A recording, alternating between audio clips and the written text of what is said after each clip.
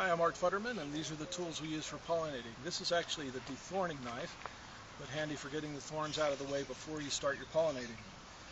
This is the little knife we use to actually do the pollinating. It's got a curve to it so that when you reach into the bunch to cut and do your thinning, and you can do a draw stroke, and it really makes that little curve makes it a lot easier for pulling that out. This is a nice one because it's got a lanyard and a little holster, but you can use just a regular carpet or linoleum knife that you can find at the hardware store. This is a little rubber ball that has pollen in it, and you'll see it makes a little shot of pollen. We use that to dust the pollen on the bunches. We use strings. This is a little cotton string about 18 inches long. We start with a little tail knot. That will be later, you'll see that in the video how we use that. And these are the bags that we use to keep the pollen around the bunches. Start by cutting the casing back. Just pull that out. You don't have to go real far, but go as far as you can conveniently and easily.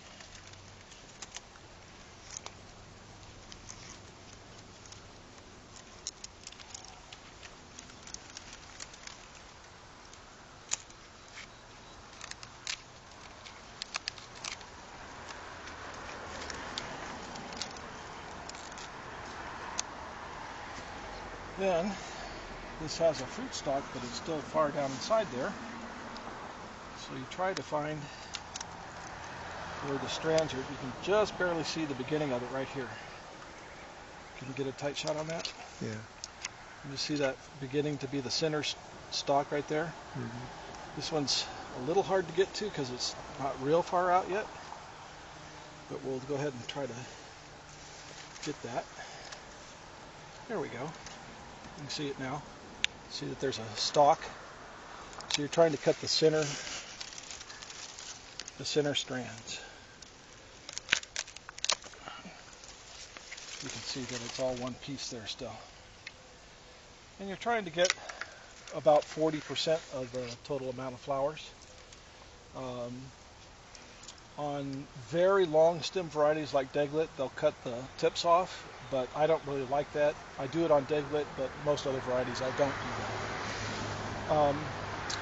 Some varieties get a lot of strands, and where you have really husky ones like Barhi, I'll reduce this down to just 40 strand count.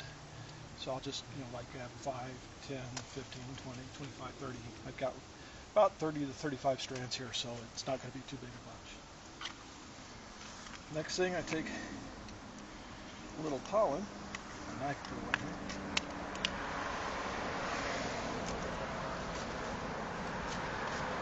That's all you need, just one little puff.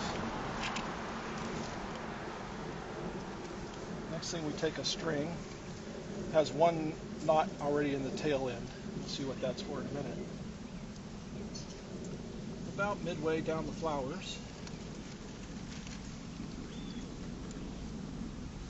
we tie a slip knot over, under, around, and through, as the old expression goes. Slip knot, close the knot, and then slide that in.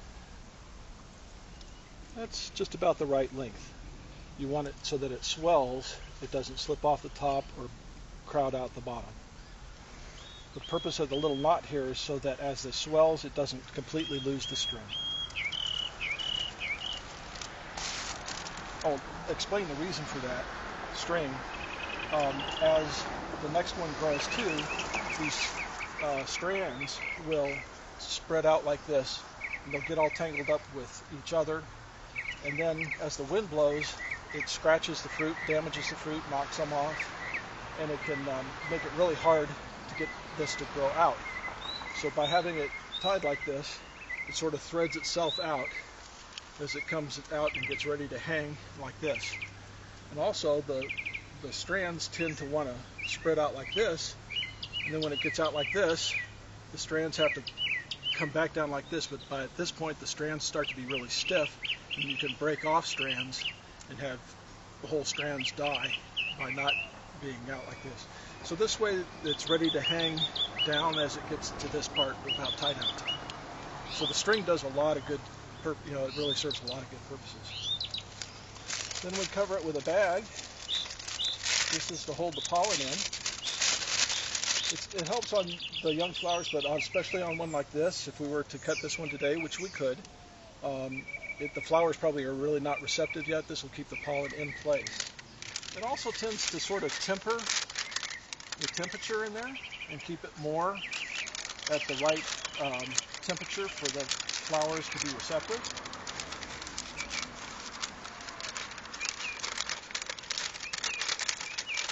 So we slide that down there, grab one of the thorns. There's always thorns. There's never a lack of thorns. Fold that down a little bit. Make sure you don't poke your fingers. Just slide that through, and that'll keep the bag from blowing away. So now you have a flower ready to go. And that's how we pollinate a date palm.